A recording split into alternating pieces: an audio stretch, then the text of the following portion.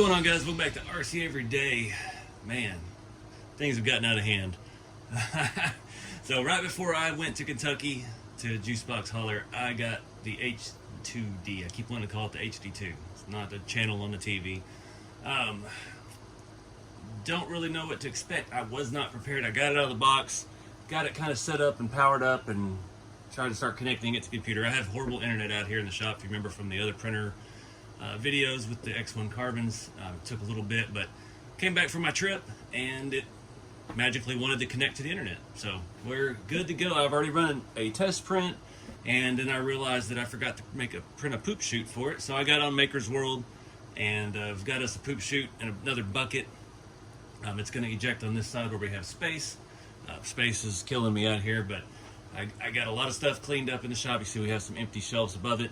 I just ordered filament. I'm very low. I ran through just about everything I had over the last month, making my kits to sell, my hot rod coupes and sedans, and the things that go along with my chassis kits.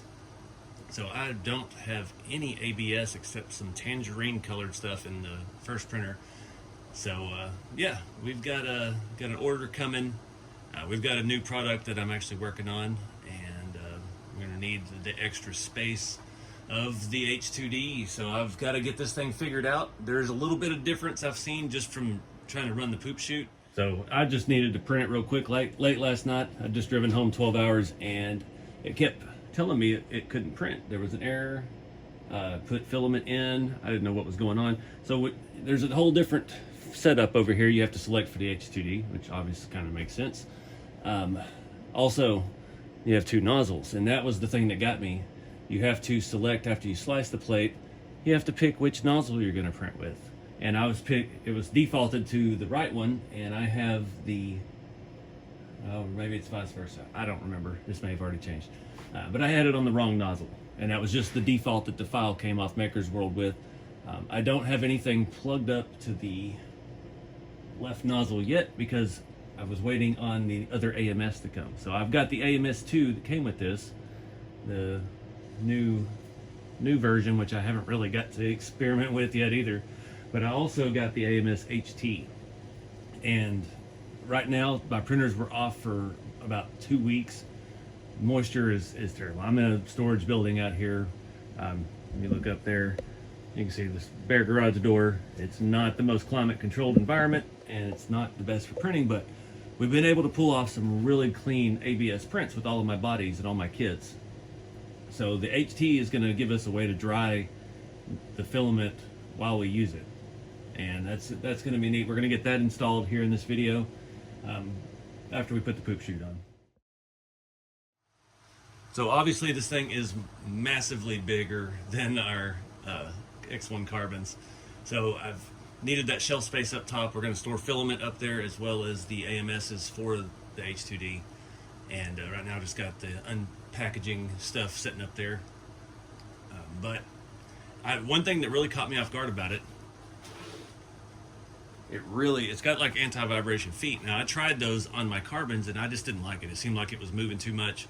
To me, it seemed like it needed to be firmer, but this thing, I mean, we'll pull it out here and look at it. I mean, it is just PLA, but we've got some beautiful layer lines here.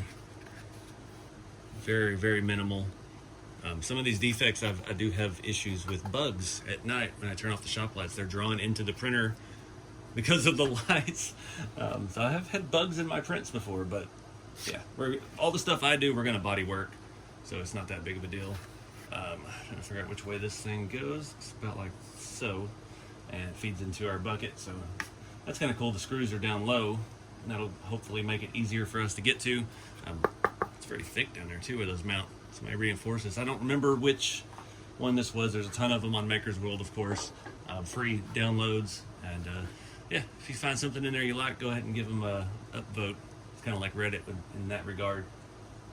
One thing I did discover that I do really like about this, so you can see right here on the X1 carbon, we've got all of our test lines. I run these before every print. I let it auto level the deck before every print because like my bodies are 17 hours, and I just want to make sure everything's good. I don't, roll the dice occasionally with skipping those steps, but it only takes a few minutes. It's not worth the trouble. But we've got all of this where it tests the H2D. I almost didn't pull it off after the first print. That's all it does. Just one little strand and a glob to calibrate the nozzle flow. So that's a big improvement.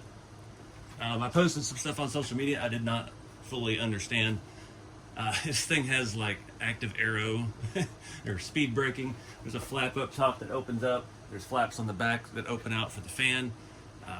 I had forgotten to take the tape off of those, so we got a couple errors for that. Luckily, that was the easy fix. Quick search of Bambu Wiki and found the error of my ways. Let's see how the bucket. Oh, the bucket's soft. That's PLA and it's soft. We got a little bit of distortion probably because it's so thin. But yeah, that'll work. It's just a trash bucket, so nothing to worry about there. Oh, it actually does have a little lip to hold that in place, so very nice design. Should last us good.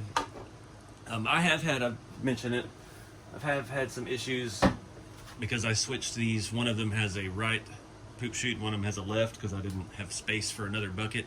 And this one, we put it where it comes out the right. It's such a long jaunt, it does get clogged up, and I do have to reach around and get all that out of there. But yeah, I mean, it's not that big a deal. So this thing, it does use a different type of thing. It doesn't have a micro SIM card slot. It actually has a full USB port, which I was not prepared for. So we'll get this thing a proper USB drive, something maybe cool. One of those that looks like a Lego guy or something we could stick in there. Right now this is a SD card USB adapter, and I stuck an 8 gig USB card in there because I haven't bought USB cards since I was doing photography 20 years ago, and 8 and 16 gig were pretty big. But all mine are pretty worn out, and I've actually got some that just popped apart when I was trying to use them. But I was able to get a couple files on that and get this thing going. So, like I said, I don't have any filament, so I haven't really got to load up the AMS 2 Pro yet. I haven't got to see how that thing the drying feature works on it. I looked at it a little bit the other day because I was getting, look at it right now, we're at 41% in the AMS 2, so that's bad. I usually operate around 20%, that's at 32. So definitely not having these running 24/7s. With the carbons, it just kind of seemed to work because the heat rising, ABS, hotter print, less fan movement, and I could keep it around 17, 18, 20%, and there were no problem. You can see I've got the extra stuff in it, but yeah, once we get these up and running and actually start cranking out some product, yeah, we'll get the temperatures up. But that does have the drying feature. I did play with it a little bit last night where it rotates the filament inside of there and heats it. I couldn't figure out how to quite get it working yet. I didn't have time to read the manual. I really shouldn't have rushed to try to do everything I did last night. Edited a video, drove 10 hours across the country back home, unloaded the truck, and tried to do some printing. So yeah, we're a little more refreshed today. So let me get this poop chute installed. I'll show you some of that once I get it up there, and hopefully it'll be easy. Just want to show you, this is the one I used. It reuses the external spool holes and screws that come with the kit with the printer, and yeah, worked out pretty well. Got it mounted up. It has provisions to not completely block the fan. It is angled on the bottom to allow airflow better around it. Yeah, pretty cool. There's our little active arrow flaps. Yeah, I like that. There's not any issues. I had one of the screws break on the other one, so it's a good thing I changed it anyway. But yeah, I think we're all set with that. Spin this bad boy back around. All right, first look at this thing. Nice little fancy packaging. That was one thing I was curious about. Another plug. I'm running on that battery backup, and I ran all 3 printers last night. Only during the warm-up did it max that out, but yeah, H2D does pull some power during the initial warm-up. Running PLA, of course, the ventilation system is working faster, harder, whatever you want to call it. So something to consider. I probably will plug this into one of the non-battery backup slots on there. I just have all the electronics on it. We're prone to power outages out here, live out in the country. Not so bad this time of year, but it has been an issue before. And yeah, I want to keep all this stuff safe from power surges and keep from failed prints is the big thing. So this is going to be for you guys doing like TPU and stuff that I'm not really well versed in. But it's going to help us with our ABS and our ABS GF. All of that stuff that really needs to be dry, especially the GF. That stuff really needs to be as dry as possible, and I've been somehow pulling off good prints with it not that dry. So yeah, this is going to be a fun test. Still got to wait for the ABS to arrive, but we might actually pull a roll of ABS out of the other AMS because I know it's pretty warm and run it through the dryer process, see how it does. We got our little booklet. Looks just like a one roll machine. Remove the tape, then remove the packaging of desiccant. All right, I'm gonna go read the book. We'll get this thing hooked up and see what we can do.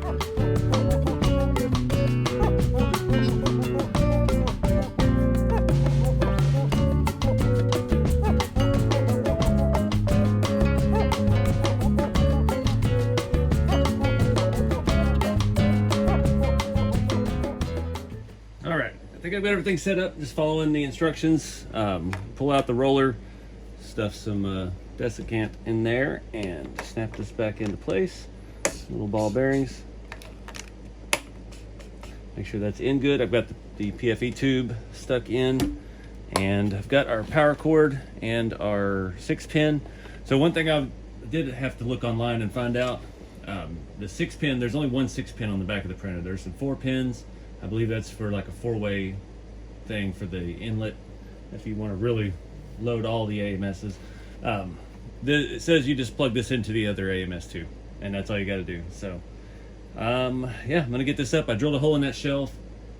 I hate messing up perfectly good shells, but wanted to clean up the wiring and make this have the least amount of bends that it could, have the tubing kind of where it needed to be. So get that set up and get all this stuff plugged in, and we'll throw some ABS in there and check out this drying feature. All right, said it needed a software update. I just did one this morning. All 3 printers got updated before we got into this, and it said it could take 20-30 minutes, and it took about 20 seconds. It said it needed a firmware update because some incompatible modules, which I'm guessing was the HT. So we're good to go now. It sent me over here to set up the new AMS. It's talking about tube lengths, and obviously the shorter the better. We could have cleaned those up a little bit. You can see they're a little whoop-de-doing down there. Fortunately, my shelf is not quite deep enough to clear the wires on the back, so it's going to overhang a little bit, but it'll work. I'll have to get a step stool. I can barely reach this stuff. And yeah, we're going to have this mobile anyway. Trying to hang on to that end, latch that back. We'll let it detect. Play some music. And AMS is sending out filament. You can see it going through the tube. That's cool. So it was recommended to me to put the HT on 1 and the AMS2 on 2, or left and right.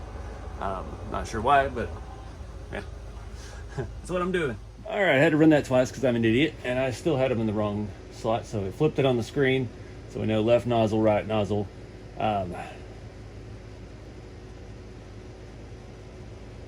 Filament drying setting, ABS, start.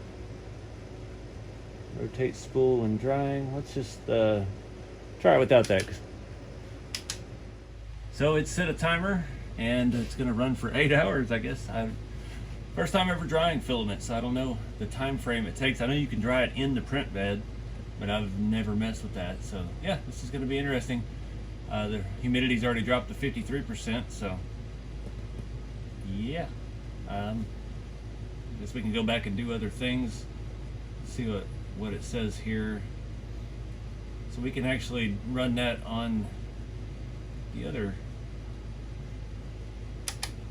Okay, so we can run it on both of them. I didn't know the AMS2 actually did that. That is handy.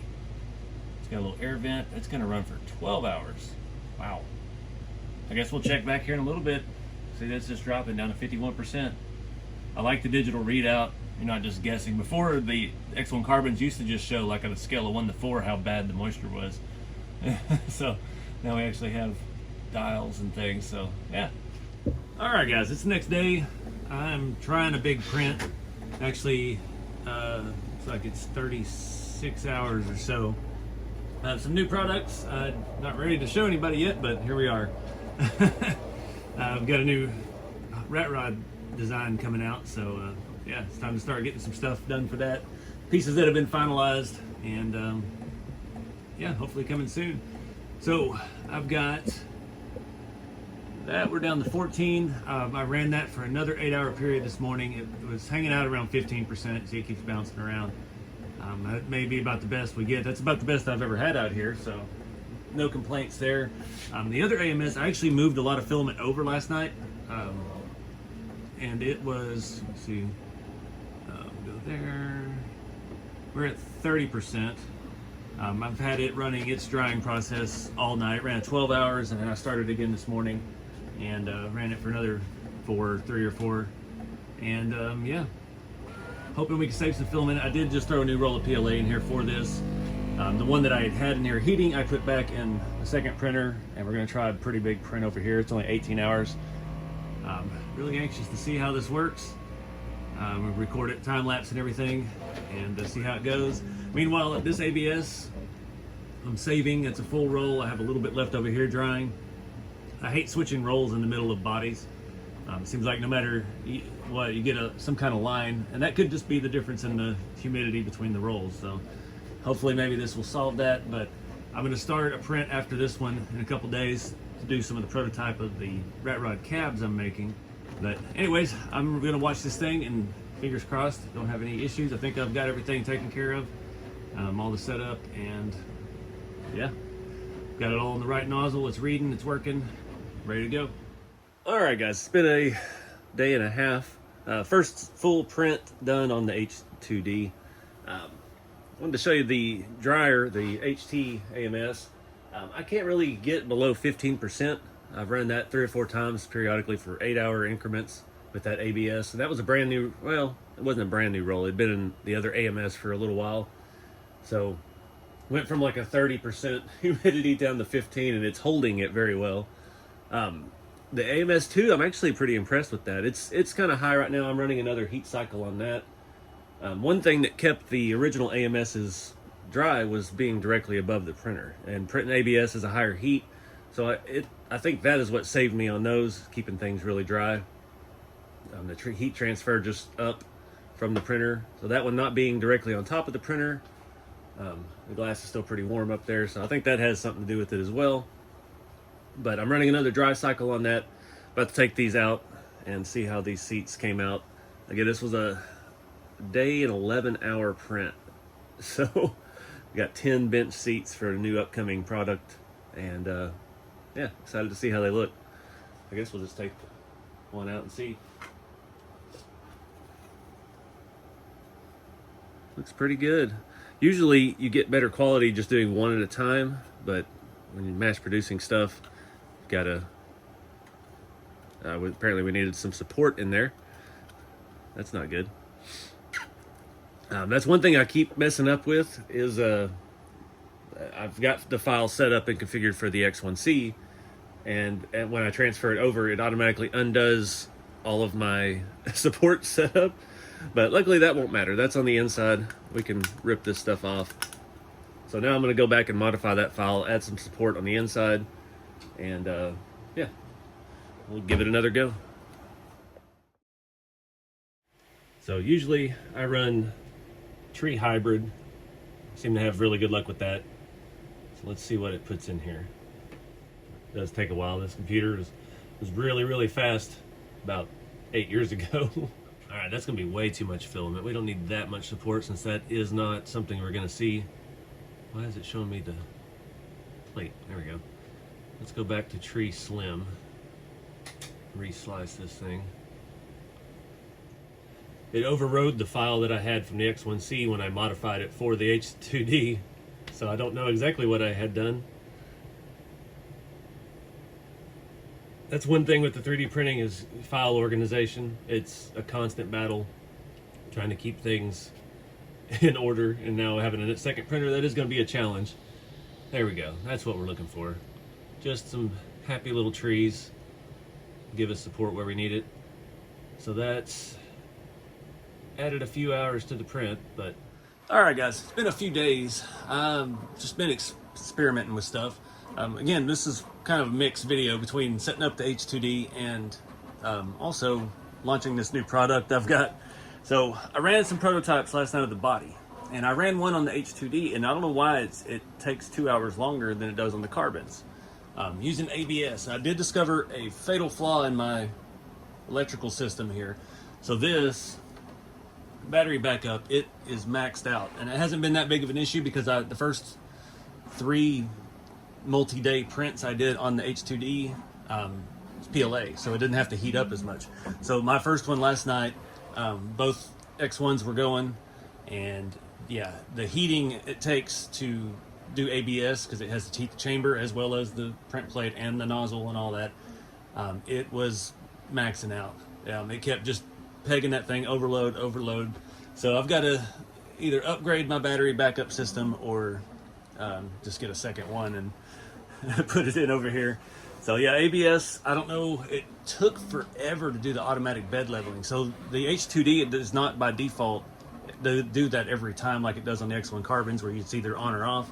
It does give you an auto option where it will do it when it needs it, and it hadn't done that to me yet, but that took, I dare say, 20-30 minutes of bed leveling on that. And that was the first time I'd experienced that, and at the same time it was heating, so it was just maxing out the wattage it's pulling.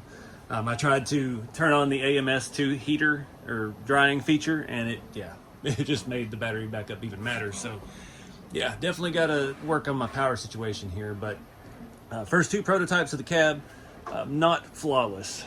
They're not bad.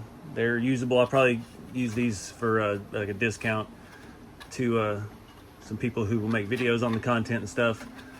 But yeah, wasn't real thrilled with that. Changed some stuff with the supports.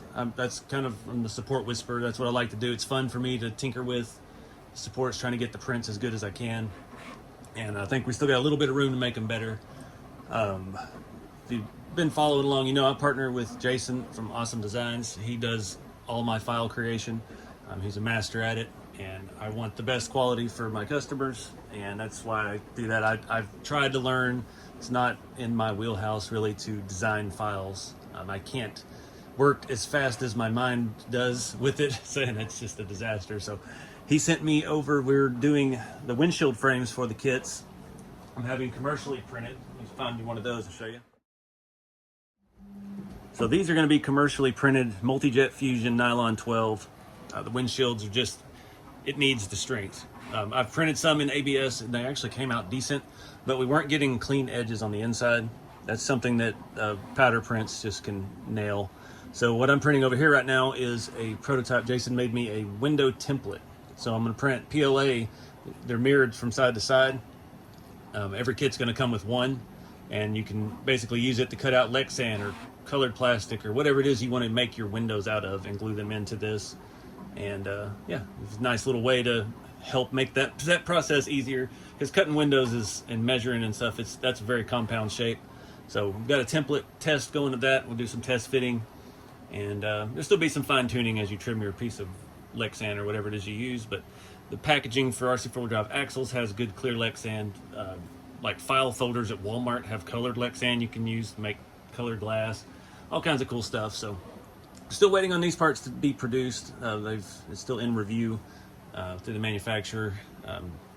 Should be within a couple weeks for sure. So that's why I'm not in a super big hurry here, but I really want to take the time and still kind of get to know this H2D. For doing the PLA stuff, it is fantastic. I'll show you a little bit of what I've done so far. The seats for the new kit, I can get 10 at a time in there in a 36-hour print.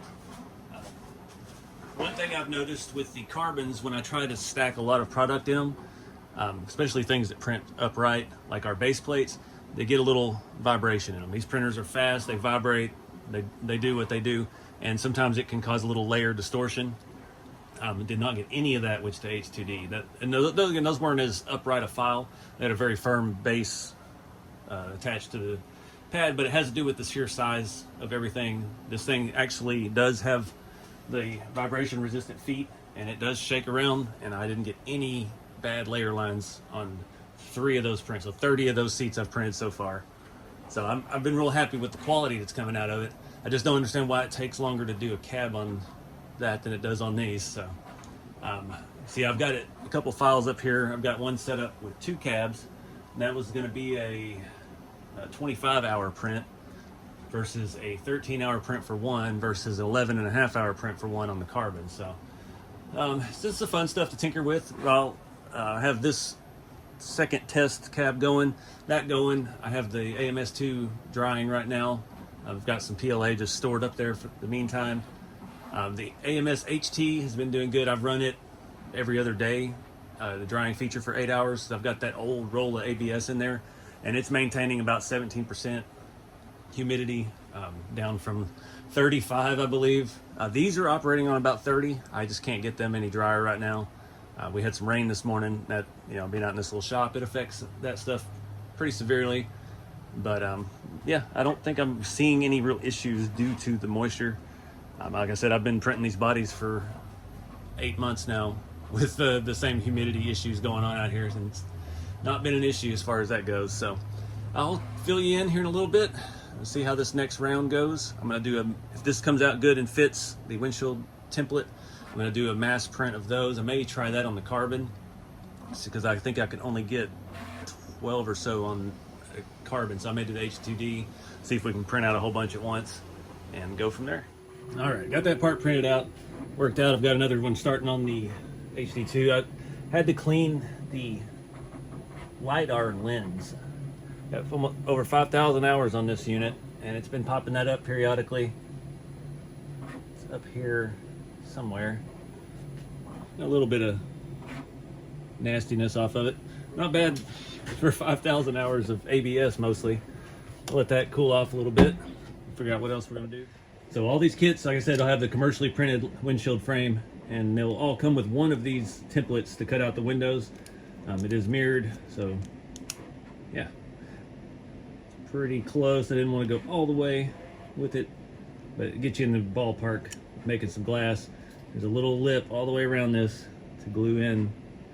It's going to be some very precision gluing, but not out of the realm of possibility. All right, guys, it's been about a week. It's about 2 weeks since I started this video. It's time to wrap it up. I've got 100 and something hours on the H2D already, and mostly PLA. We've done one print in ABS.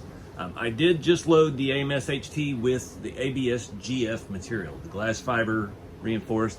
I'm going to run a test print on that now of my new product, the new body. All my kits I offer in standard ABS, and then for a little bit more, the better finish of the AMS or the ABS GF. That stuff really smooths out. It has almost like a fine texture, almost similar to the commercially manufactured products I had in SLS and MJF, multi-jet fusion. It's, yeah, different process altogether, but having a finish like that out of a filament type printer, it's pretty nice. So that's why that stuff, it's more expensive per roll. It can get quite spendy. I think it's about 30 some odd dollars a roll, give or take. They don't offer it in refills. It's only available in full spool, so not a lot of discount options there. But again, for bodies, it makes a really nice, durable product. Again, it's got all the heat resistance like ABS has, with a much smoother finish with the glass fiber. So we're gonna run that on the H2D. I've got 2 bodies going. I think I've printed these will make it 10 so far, and everything's just trucking along. My final thoughts: the H2D didn't really do what I thought it was gonna do. I thought I was gonna be able to stack like 3 or 4 bodies in there and maybe shave a few hours off of my print time, but it's really not faster. It works fantastic though. Like on the X1 carbons, when I stacked the bed, like I put, I don't remember how many it was, 8 or 10 of my base plates for this new kit in there. When it gets close to the top, that's still with a little support, you start getting a little bit of vibration and movement. This thing is smooth, it's quieter for one, other than when it overclocks my backup battery, but it's quieter. And I printed 10 of the seats at a time. I mean, it takes 30 something hours, but man, they just come out good. They're consistent. I've run 3 or 4 prints of that, and just a few other little test pieces here and there. I printed a Night Customs engine for my buddy who was having issues printing it on his printer. Came out awesome. Still could be refined even better too. We just printed it in some the old scrap ABS that I had, the yellow stuff. So, all right. So with all that being said, check out the links below. Bambu Labs. I'm a believer in this system. Like I said, I don't know if I mentioned it earlier. I've only been 3D printing for 8 months now. I've known a little bit about it, but I've never done any design. Never had much luck with that. But being able to go from all the horror stories I've heard from people over the years, and it kind of scared me away from it, to making my own product line at home now, saving the cost of having stuff commercially made, is awesome. Being able to get the quality to continuously improve, and not just with the quality but the designs, adding all these features that this new kit has. So stay tuned for that. There will be a big official video about the new product, walking through complete assembly and all the features and stuff that it comes with. As of right now, probably still a couple weeks out. I'm still waiting on the other parts to arrive, but yeah, it's crazy. Like I said, it's 8 months ago. I was kind of hesitant and leery to get into 3D printing, and now I've got 3 of some of the latest equipment. I do like the AMS HT. Honestly, I think the star of the show is the AMS 2. And I can see updating my carbons to the 2. Having that drying function, it does help. I've been dealing, this is like the heat of summer here in North Texas.